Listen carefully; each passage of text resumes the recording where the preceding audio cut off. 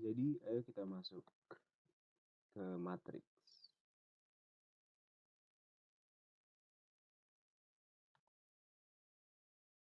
Pasti kalian pada penasaran, sebenarnya apa sih itu matriks? Matriks adalah kelompok bilangan yang disusun dalam suatu jajaran berbentuk persegi atau persegi panjang. Contohnya seperti yang di bawah ini, ada A, dan ini ada kolom, dan isinya adalah nomor-nomor, dan B juga bisa bisa 2 kali 2, dan bisa 3 kali 3, dan bisa lebih banyak lagi. Lalu, matriks juga memiliki 4 komponen yang perlu diperhatikan. Inilah penjelasannya. Yang pertama ada elemen. Elemen adalah bilangan-bilangan yang menyusun suatu matriks ditulis dalam tanda kurung. Lalu ada baris dan kolom. Kalau baris adalah susunan elemen yang ditulis mendatar atau horizontal, sedangkan kolom adalah susunan elemen yang ditulis menurun atau vertikal. Contohnya seperti gambar di bawah. Jadi baris itu yang angka 5 dan min 1, dan kolom adalah angka 3 dan min 1. Dan 4 sama 5 juga. Lalu ada ordo. Ordo menyatakan banyak baris atau M diikuti banyak kolom N. Dan inilah rumusnya, ordo matriks sama dengan M kali N. Lalu ada diagonal. Diagonal matriks terdapat pada matriks persegi, yaitu diagonal utama dan diagonal samping. Seperti pada gambar di bawah ini bisa dilihat. Kalau yang menyerong ke bawah itu adalah diagonal utama, dan menyerong ke atas itu diagonal samping.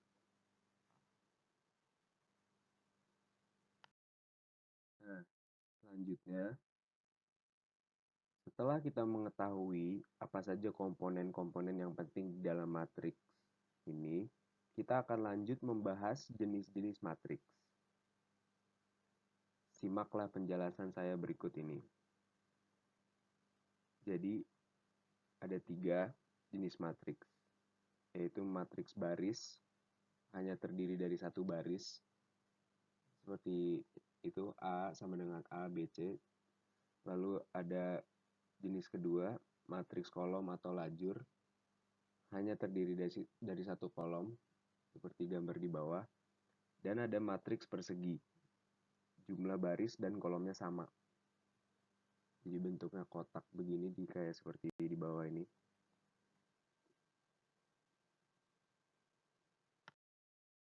Lalu ada juga matriks segitiga, matriks segitiga atas, matriks diagonal di mana elemen-elemen yang berada di atas diagonal utama minimal ada sebuah elemen yang bukan 0.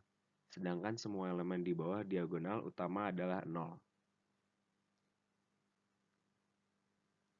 Lalu ada matriks segitiga bawah, matriks diagonal di mana elemen-elemen yang berada di bawah diagonal utama minimal ada sebuah elemen yang bukan 0. Sedangkan semua elemen di atas diagonal utama adalah 0. Jadi kebalikannya matriks segitiga atas.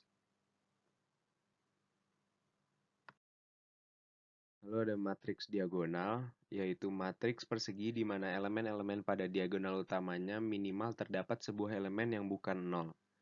Sedangkan semua elemen di luar diagonal utama adalah 0. Lalu yang terakhir ada matriks identitas, yaitu matriks diagonal di mana semua elemen pada diagonal utama adalah 1. Seperti gambar di bawah, cuma 1 sama 0 doang.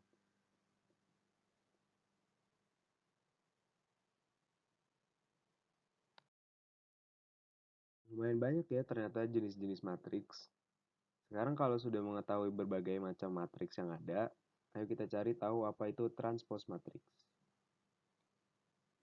Jadi seperti di slide, transpose matriks adalah pengubahan kolom matriks yang asli menjadi barisannya. Contohnya seperti ada matriks ABCD dengan AB-nya diganti menjadi AC dan CD-nya diganti menjadi BD. Contoh kalau yang dengan angkanya seperti yang di bawah ini, seperti gambar ini. Jadi posisinya dirubah. Baris menjadi kolom. Tahukah kalian, kadang ada soal di mana kedua matriks berordo sama dan elemen seleteknya bernilai sama. Ini dinamakan kesamaan dua buah matriks. Ini terjadi jika kesamaan dua buah matriks dapat digunakan untuk menentukan elemen yang tidak diketahui.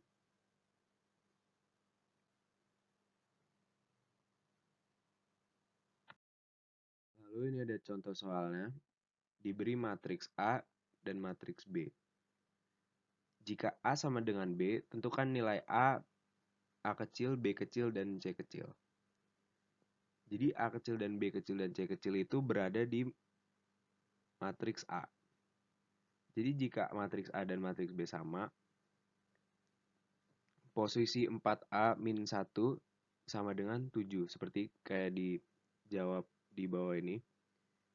Jadi tinggal diselesaikan. A sama dengan 2. Lalu posisi 2B plus 6 sama dengan 5. Jadi juga diselesaikan. Jadi B sama dengan min setengah.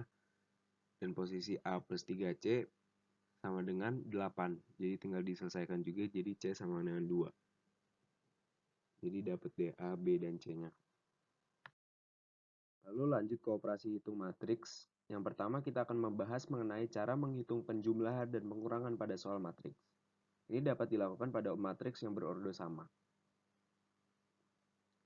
Penjumlahan dan pengurangan matriks dilakukan dengan menjumlah atau mengurang elemen-elemen seletak matriks yang dioperasikan. Kira-kira rumusnya seperti ini. Yang di bawah ini. Lalu sifat penjumlahan dan pengurangan matriks adalah komutatif seperti ini. A plus B sama dengan B plus A. Jadi ini contoh soalnya. Ada penambahan matriks dan hasilnya. Dan disuruh tentukan nilai A, X, Y, dan Z. Jadi pertama-tama kita bisa lihat dari soalnya ini. Min 1 dan min 2 itu sama posisinya dengan A. Jadi kita bisa langsung masukkan ke dalam rumus yang tadi. Jadi A sama dengan min 1 plus min 2. Jadi bisa langsung dicari A sama dengan min 3. Kita sudah dapat A, lalu kita cari lagi kita bisa lihat di sini 2Y min 3 Z dan min 1 itu sama posisinya. Jadi kita bisa jabarin seperti ini. 2Y min 3 plus Z sama dengan min 1. Lalu kita bisa dilihat di sini X itu posisinya sama dengan 8 sama 1. Jadi X sama dengan 8 plus 1. X sama dengan 9. Lalu berarti yang kurang tinggal Y dan Z.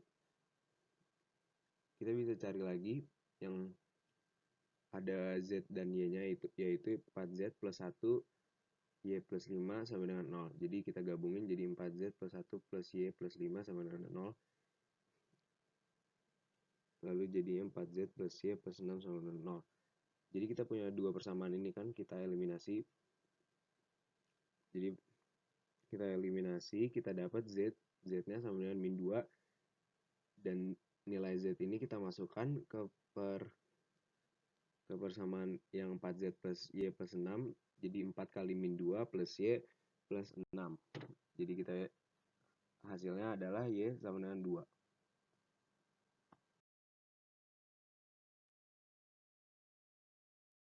Operasi hitung lainnya dari matriks adalah perkalian matriks. Perkalian matriks dengan suatu bilangan dioperasikan dengan, jadi ini ada K kali A, B, C, D menjadi matriks K kali A, K kali B, K kali C, K kali D seperti gambar di bawah. Perkalian matriks dapat dilakukan pada matriks berordo M kali N dengan ordo N kali P. Dan jumlah kolom matriks 1 sama dengan jumlah matriks 2. Lalu perkalian matriks berordo M kali N dan ordo N kali P menghasilkan matriks berordo M kali P. Di gambar di bawah ini. Lalu ada beberapa sifat yang harus kita perhatikan pada perkalian matriks. Yaitu ada sifat identitas, ada sifat tidak komutatif, ada sifat distributif, dan pangkat, dan transpos. Dan ini rumus-rumusnya di sampingnya. Jadi kita langsung aja ke contoh soal. ada matriks A dan B. Maka A kuadrat kali B adalah, jika dilihat dari tabel yang di samping, A kuadrat itu artinya adalah dipangkati matriksnya. Jadi A kali A. Jadi jika matriks A dikali matriks A kan jadi diganti posisinya jadi 1, 2, min 4, 3 itu dikali diri sendiri. Jadi jadinya min 7, 8, min 16, dan 1. Seperti di bawah ini. Jadi langsung dikali ke B. B-nya tidak diapa-apai soalnya di soal B-nya hanya B doang. Jadi min 7, 8, min 16, 1 dikali matriks B. Lalu hasilnya adalah 17, 7, 0, min 64, 16, sama 0 di bawah ini. Mari lanjut lagi guys, kita sekarang akan memasuki penjelasan mengenai inverse matrix. Jadi inverse matrix atau yang disimbolkan A pangkat min 1 adalah kebalikan dari suatu matriks persegi. Pertama kita bahas dulu inverse matrix order 2 kali 2. Jadi misalkan matriks A yang berisi A, B, C, D dengan AD min BC tidak sama dengan 0. Inverse matriks A dapat dicari dengan, jadi ini tanda inverse matrix itu matriksnya di sini kan A, jadi A pangkat min 1 sama dengan 1 per AD min BC kali D min B min C sama A. Jadi sama dengan AD min BC menjadi determinan A, 1 per determinan A kali D min B min C sama A. Jadi ini langsung kita ke contoh soal, tentukanlah inverse dari matriks berikut. Jadi ada matriks A sama dengan 4, 1, 7, 2 ini. Jadi kalau kita inverse, jadi sama dengan 1 per 4 kali 2 min 1 kali 7. Soalnya kan dari rumus yang tadi. Jadi hasilnya adalah 2 min 1 min 7 sama 4. Elemen-elemen yang berada di lingkar biru merupakan diagonal utama matriks A yang ditukar posisinya. Sedangkan elemen-elemen yang berada di lingkar oranye merupakan diagonal kedua matriks A yang dikalikan dengan minus 1. Lalu kita lanjut ke inverse matriks ordo 3 kali 3. Cara untuk menentukan nilai inverse matriks A dengan ordo 3 kali 3 tidak sama dengan cara menentukan inverse matriks dengan ordo 2 kali 2. Cara menentukan inverse matriks ordo 3 kali 3 lebih rumit dari cara menentukan inverse matriks 2 kali 2. Sebelum menentukan inverse matriks ordo 3 kali 3 perlu dipahami terlebih dahulu mengenai matriks minor, kofaktor, dan adjoint. Ayo disimak penjelasannya berikut.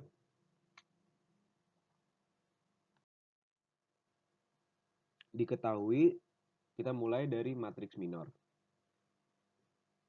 Diketahui sebuah matriks A dengan ordo 3 seperti terlihat di bawah.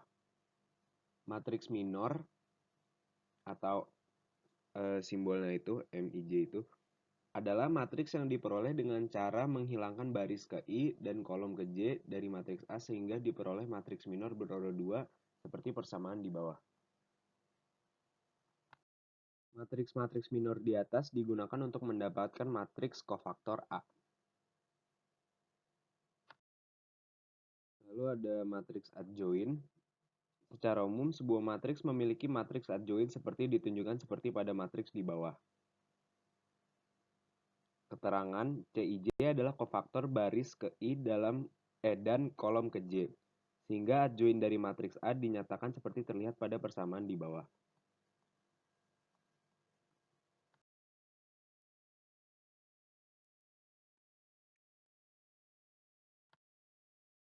Lalu setelah mengetahui inverse matriks berordo 2 kali 2 dan 3 kali 3, ada juga penjelasan inverse matriks secara umumnya yang dapat dipakai di ordo 3 atau lebih. Matriks minor, kofaktor, dan adjoint yang telah kita bahas tadi berguna untuk menentukan nilai inverse dari suatu matriks dengan ordo matriks di atas 3 atau lebih. Secara umum, cara menentukan inverse matriks dapat diperoleh melalui rumus ini. inverse A sama dengan 1 per determinan A kali adjoin A. Dengan substitusi nilai determinan matriks dan adjoin matriks, maka akan diperoleh inverse matriksnya. Lalu kita langsung ke contoh soal inverse matriks berorder 3x3. Tentukan inverse matriks B yang diberikan pada persamaan di bawah. Lalu ini pembahasannya. Jadi, matriks inverse matriks B yang diberikan pada persamaan di bawah ini dimasukkan rumus yang tadi jadi 1 kali 3 kali 2 kali 2 kali 1 kali 2 plus 1 kali 3 kali 1 min 2 kali 3 kali 1 min 1 kali 1 kali 1 min 2 kali 3 kali 2. Dan itu diselesaikan, hasilnya menjadi min 6. Lalu kalau diselesaikan dengan persamaan umum, pembahasannya adalah sebagai berikut. Jadi rumusnya tadi kan adalah B inverse sama dengan 1 per determinan B kali adjoin B. Jadi determinan B kan tadi min 6, jadi 1 per min 6, lalu adjoin B. Jadi 1 per min 6 ini dikali dengan adjoin B, hasilnya jadi yang di bawah ini. Sebelum penutupan pembelajaran kali ini, mari kita akhiri dengan mengetahui penggunaan materi matriks ini dalam kehidupan sehari-hari kita. Pertama, mengerjakan data untuk menyelesaikan suatu masalah yang berkaitan dengan angka dan jumlah pendataan. Lalu kedua, digunakan dalam memecahkan masalah operasi penyelidikan, misalnya masalah operasi penyelidikan sumber-sumber minyak bumi dan sebagainya.